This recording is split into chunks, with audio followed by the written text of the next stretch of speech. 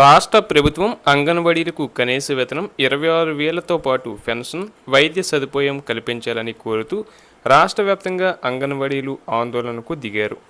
శుక్రవారం జిల్లా కలెక్టరేట్ల వద్ద నిరసనలు చేపట్టారు. విశాఖ జగదంబ జంక్షన్ నుంచి కలెక్టరేట్ల వరకు భారీ ర్యాలీ నిర్వహించారు. విజయవాడ ధర్నా చౌక్ వద్ద ఆందోళన చేపట్టారు. కర్నూలు కలెక్టరేట్ ఎదుట సిఐటియు ఆధ్వర్యంలో అంగన్వాడీలు ఆందోళన చేపట్టారు. అలాగే అంగన్వాడీ కార్యకర్తల సమస్యలను పరిష్కరించాలని, పని ఒత్తిడి తగ్గించాలని డిమాండ్ చేశారు. చంద్రబాబు ప్రకటించిన విధంగా జీతాన్ని వెంటనే పెంచి కార్యకర్తలపై రాజకీయ వేధింపులను ఆపాలని కోరారు. ప్రస్తుతం వాడుతున్న నవచేతన యాప్ను రద్దు చేయాలని డిమాండ్ చేశారు. అలాగే తిరుపతిలో జిల్లా కలెక్టరేట్ ఎదుట anganwadi workers and helpers union నిరసన చేపట్టారు. సిఐటియు నేత కందరపు మురళి నేతృత్వంలో తిరుపతి జిల్లా కలెక్టరేట్ ఎదుట వేలాది మంది అంగన్వాడీ వర్కర్లతో రీలే నిరాహార దీక్ష చేపట్టారు. అంగన్వాడీ వర్కర్లకు ఈఎస్ఐ, పిఎఫ్ సౌకర్యం కల్పించాలని కోరారు. సంక్షేమ పథకాలు అంగన్వాడీ వర్కర్లకు అందించాలన్నారు.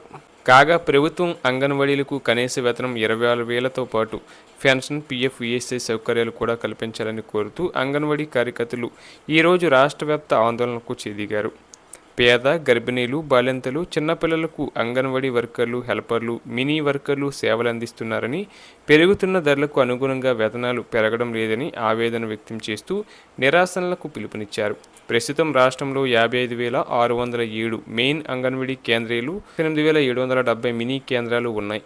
ఇక అంగన్వాడీ టీచర్లు, కార్యకర్తల ప్రధాన డిమాండ్లు ఏంటంటే, సుప్రీంకోర్టు ఆదేశాల ప్రకారం అంగన్వాడీలకు 26,000 కనీస వేతనం, ఉద్యోగ భద్రత, పిఎఫ్, ఈఎస్ఐ, గ్రాట్యుటీ సౌకర్యాలు కల్పించాలని కోరారు.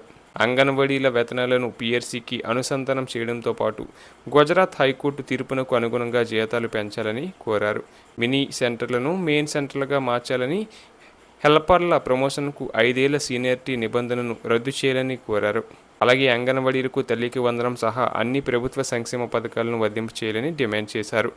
సిగ్నల్ సమస్యలతో తీవ్ర ఇబ్బంది పడుతున్న మొక్క గుర్తింపు ఫేస్ యాప్ను, పనిభారం పెంచే నవచేతన యాప్ను తక్షణమే రద్దు చేయాలని, పెండింగ్లో ఉన్న టీఏ మెయింటెనెన్స్ బిల్లులను వెంటనే విడుదల చేయాలని కోరారు.